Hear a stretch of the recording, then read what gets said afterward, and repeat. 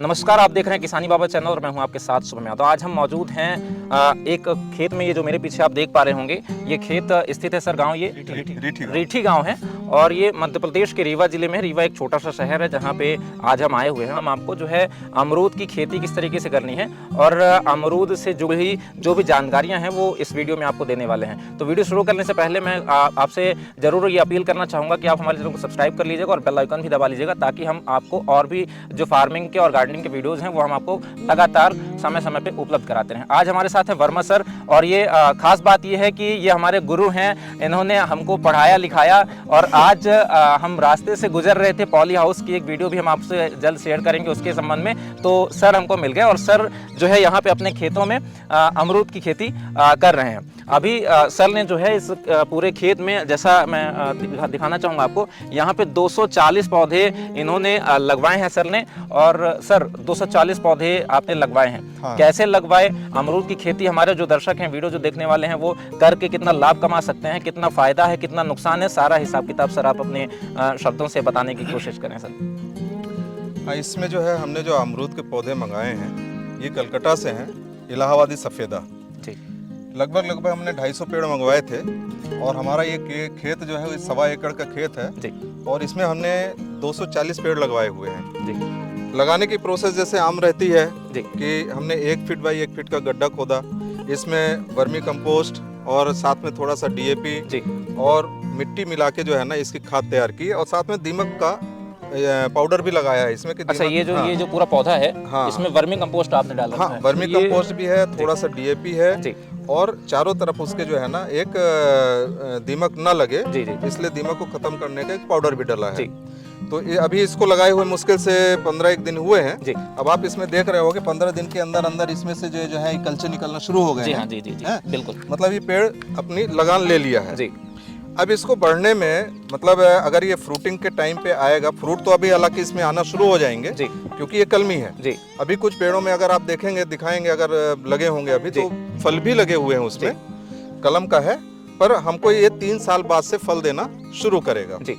तो 3 साल बाद औसतन हमारा जो ये पेड़ है लगभग अभी शुरुआत होगी तो 10 किलो के आसपास से देना शुरू करेगा जी। लेकिन अपनी ये मैक्सिमम ग्रोथ में जब आएगा तो वो होगा करीब 8 से 9 साल में जी। और उस समय जो है एक पेड़ से लगभग जो है हमको 70-80 किलो, कभी तो अगर पेड़ बहुत अच्छा तैयार हो गया तो 1 कुंटल हमको एक पेड़ से मिल जाता है जी। अब है क्या, यहाँ का मार्केट लोकल रीवा मार्केट है जी। और रीवा मार्केट थोड़ा सा दबा हुआ मार्केट है, इसमें इतनी अच्छी रेट हमको नहीं मिलते हैं BE के जी। तो फिर यहाँ पे हमारे पार्टियाँ आती हैं, कुछ बिलासपुर से आती हैं, कुछ इलाहाबाद से आती हैं, उनके ट्रक आते हैं और वो हमारे से अच्छे रेट पे यहाँ से लेके जाते हैं जी। अब जैसे अभी तो इसमें हमको 3 साल मेहनत करनी है जी। 3 साल में हमको जो है ये फल तो देना शुरू करेगा लेकिन अच्छा नहीं देगा जी। फिर भी 3 साल बाद जो है तो हम इससे जो है ना, जैसे अभी 1.25 एकड़ है तो हमको जो है ना करीब 30-40 हज़ार से सालाना जो है हमको ये देना शुरू करेगा। लेकिन जब फुल स्विंग में आएगा, मतलब 7 से 8-9 साल के अंदर तो हम इससे कम से कम नहीं तो 1.5 लाख रुपए प्रति एकड़ हम कमा सकते हैं। अब इसमें बाकी रोग भी थोड़े से लगते रहते हैं। बोरर करके एक रोग लगता है जो अंदर ही अंदर जो है ना तने में छेद करता है, भूरा उसका बाहर डस्ट निकलता है, वेस्ट निकलता है, उसमें कीटनाशक डाल के उसको ख़त्म करते हैं। बाकी इसमें कोई दूसरा रोग नहीं लगता है। पर बीहिक में अब इस समय थोड़ा सा क्लाइमेट चेंज हो रहा है तो उसकी वजह से क्या है कि फल जो है बरसात में आ जाते हैं और बरसात में अगर आ गया तो फिर हमको जो ठंड का फल है जिसमें हमको मेन प्रॉफिट होता है वो हमको जो है ना वो नहीं मिल पाता है। तो थोड़ा सा ये किसानी जो है ये प्रकृति से रिलेटेड है। अगर प्रकृति ने आपको साथ दे दिया तो आप माला माल हो सकते हो, अगर प्रकृति ने साथ नहीं दिया तो हालांकि आपके घर की पूंजी नहीं जाती, कुछ न कुछ वो देके ही जाता है, पर उस तरीके से नहीं मिलता है जैसा आज किसान सोचता है। तो हर किसान जो है प्रकृति के ऊपर निर्भर है। तो ये तो हमने अभी प्लांटेशन किया है। इसके इधर अगर आप देख रहे हो, इधर BE का पेड़ जो है ये हमारा करीब 10-12 साल पहले का लगाया हुआ है। इसमें भी हमने 200 पेड़ लगाए हुए थे जी। तो इससे हमको जो है ना लगभग 1 लाख के आसपास जो है ना हमको हर साल मिल जाता है जी। तो इसमें भी 200 पेड़ हैं, 200 पेड़ में कुछ तो सूख गए हैं जी, क्योंकि इनकी लाइफ जो होती है लगभग 15 से 16 साल 17 साल, बस इससे ज़्यादा कलम वाले BE चलती नहीं है जी। तो पर फिर भी ये हमको लगभग 1 लाख रुपए दे जाता है। तो इस तरीके से ये अपन खेती कर रहे हैं बिही की। बाकी और अगर इसमें और कुछ जानना चाहें।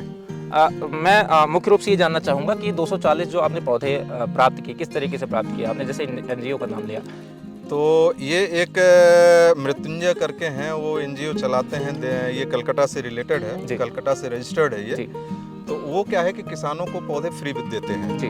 और उनकी जो रिक्वायरमेंट रहती है वो 250 पौधे चाहिए, चाहे आप आम के लीजिए, चाहे बिही के लीजिए, चाहे आप संतरे के लीजिए, नींबू के लीजिए, या आप आंवले का लीजिए, कटहल का लीजिए, लेकिन 250 की गिनती होनी चाहिए जी। हमने भी इसमें जो है ना, जैसे 240 पेड़ तो अमरूद के लगवाए हैं, लेकिन हमारी जो मेड़ दिख रही है उसमें हमने 10 पेड़ आंवले के भी लगाए हैं साथ में जी। और पीछे जहाँ अपन आए रास्ते में, तो आपको मैंने नींबू का दिखाया है, 25 पेड़ नींबू के लगे हुए हैं और लगभग 32 पेड़ आम के लगे हुए हैं। तो ये इस साल का हमारा है। और मैं कोशिश करता हूँ हर साल जो है ना 10-12 पेड़, चाहे आम के लगाएं, चाहे बिही के लगाएं, चाहे दूसरे लगाएं, लगाना ही लगाना है। और हर आदमी को जो है ना पेड़ लगाने चाहिए, क्योंकि है कि अगर एनवायरनमेंट को साथ में रखना है तो हमें पेड़ लगाना ही पड़ेगा। बिही तो है, बिही लाभ का है, इन्वेस्टमेंट कम है जी। और इसमें बहुत ज्यादा रख रखाव की जरूरत नहीं होती। परंपरागत जो खेती अपन करते हैं गेहूँ चावल की जी, उससे लाख गुना अच्छा है ये।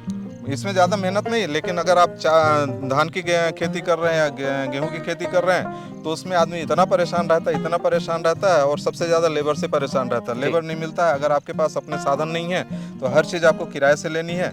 और अगर आप किराए से ले रहे हो, ट्रैक्टर भी है, प्लाऊ भी करवा रहे हो, ट्रैक्टर से जुताई बुवाई भी करा रहे हो, उसके बाद कीटनाशक भी डाल रहे हो, सब कुछ डाल रहे हो, तो आपको लगभग जो है ना घर से जाएगा ना घर पे आएगा।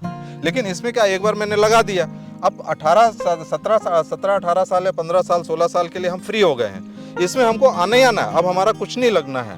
तो यही है कि ये फायदे का धंधा है। हर आदमी को कोशिश करना चाहिए कि इस तरीके से प्लांटेशन करें और कोशिश करें कि फलों के उस पे आएँ, सब्जियों के उस पे आएँ, नेट हाउस लगाएं। नेट हाउस है या थोड़ी सी टनल टाइप की पॉली हाउस होती हैं जो छोटे टनल बना के करते हैं, वो भी बहुत अच्छा है। अच्छा, एक चीज़ सर, मैं ये जानना चाहूँगा, जैसे आपने ये बताया कि ये पूरे खेत में आपने लगा दिए पौधे, अब इसका रखरखाव जो मेन मुख्य मुद्दा होता है कि रखरखाव कैसे किया जाए, सही तरीके से इनकी बढ़त होती रहे, ग्रोथ होती रहे, इसके लिए जैसे आपने कीटनाशक बता दिए कि समय समय पे कीटनाशक भी डाल दिया आपने, जब लगाया था तब आपने वो पाउडर भी डाल दिया, है ना, दीमक ना लगे। दीमक लगने से नुकसान क्या, जड़ें इसकी खत्म हो सकती हैं, क्या हो सकता है? पेड़ सूख जाएगा, पेड़ सूख सकता है। वो क्या नीचे दीमक क्या जड़ खा जाएगी तो पेड़ सूख जाएगा। तो इसलिए दीमक ना लगे, इसलिए अपन ने उसमें दीमक नाशक पाउडर डाला हुआ है। अच्छा, एक चीज सर, जो मुख्य रूप से ये है रखरखाव में एक चीज और शामिल है, वो ये है पानी देना। पौधों को पानी देने वाली चीज है वो। गर्मी के दिनों में चूंकि हमारा जो जलवायु है, भारत की जो जलवायु है वो उष्ण जलवायु, हाँ, और समय समय पे ठंड भी मौसम, बरसात का भी मौसम आता है, तो किस तरीके से उसमें रखना चाहिए? गर्मी के कितने दिनों में पानी रोजाना पानी देना चाहिए, कैसे देना चाहिए? अब जैसे अभी जो चल रहा है, अभी आप देख रहे हो बरसात है, अभी तो जमीन गीली है इसमें इसलिए हमने इसमें अभी कुछ नहीं बनाया है।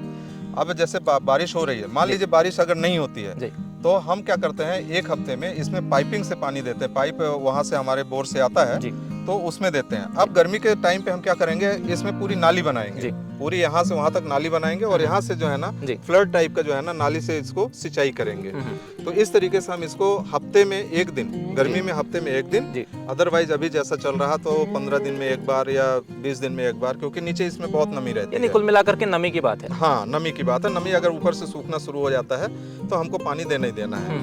तो दो तरीके हैं, या तो आप ड्रिप लगवाइए इसके लिए, तो ड्रिप का क्या है, कॉस्टली पड़ता है थोड़ा सा, और हमारे यहाँ का क्या है, पानी खारा है तो उसमें क्या है, ड्रिप चोक हो जाती है। तो हमारे लिए जो सबसे बेहतर है वो है नाली विधि। तो हम इसमें अभी नाली बनवाएंगे, लेकिन अभी बरसात है इसलिए हम नाली इसमें नहीं बनवा रहे हैं, लेकिन थोड़ा सा जैसे समय निकलेगा तो नाली से हम इसमें पानी देना शुरू करें। यानी अगर कोई साथी ऐसा है, कोई दर्शक ऐसा है कि शुरुआती खेती अमरूद की शुरू करता है, तो वो ड्रिप विधि में फालतू का खर्चा ना करके नाली विधि अपना करके, बिल्कुल वो सस्ता है, सुंदर है और टिकाऊ है। हाँ, ड्रिप में क्या है कि अगर आपका पानी मीठा नहीं है तो आप परेशान रहेंगे, बार बार ड्रिप चोक हो जाएगी, आपको उसको ठोक ठाक के जो है या तो फिर नया लगाना पड़ेगा या ठोकना पड़ेगा, तो वो मुश्किल वाला काम है। तो नाली विधि अभी सबसे अच्छा है। अगर आपको उसमें प्रॉफिट होता है, पानी आपके यहाँ अच्छा है, मीठा पानी है, तो आप फिर ड्रिप सिस्टम कर सकते हैं। तो दोस्तों, जैसा आपने सर को सुना, सर ने सारी चीजें, सारी प्रक्रिया बता दी। अमरूद का पौधा अगर आप लगाना चाहते हैं और किस तरीके से वो विधि होती है, पौधे कैसे प्राप्त करने हैं, आप सरकारी नर्सरी से कैसे प्राप्त करेंगे और भी क्या चीज़ें हैं, और जो कृषि के और भी तरीके हैं, अगर कुछ और जानना चाहते हैं तो आप हमारे डिस्क्रिप्शन में मेरा नंबर मिल जाएगा। अगर कुछ सवाल हैं आपके तो सवाल आप मुझे कॉल करके भी पूछ सकते हैं, मेरा मेल भी मिल जाएगा, आप मेल भी कर सकते हैं। साथ में अगर जो सर ने जैसे अमरूद के पौधे अभी लगाए हैं, ये जैसे जैसे ग्रोथ करेंगे मैं समय समय पे आपको वीडियो लाता रहूँगा, उनकी ग्रोथ क्या है ये भी दिखाता रहूँगा, ताकि आपको ये लगे कि जैसे ग्रोथ होती है उसका फ़ायदा क्या है, सही है नहीं है, वो आपको बिलीव करना पड़ेगा। मैं वीडियो आपको ला करके दूंगा। दूसरी चीज़ ये कि सर से अगर कोई आपके सवाल हैं जो मैंने ना पूछा हो, कुछ छूट गया हो, तो आप कमेंट बॉक्स में डालिएगा, सर से जवाब दिलवाने की कोशिश मैं करूँगा। और हमारे ये गुरु जी हैं, इन्होंने जो जानकारी दी है मैं इनके साथ समय समय पर आपके साथ मिलता रहूँगा। ठीक है, अभी के लिए नमस्कार।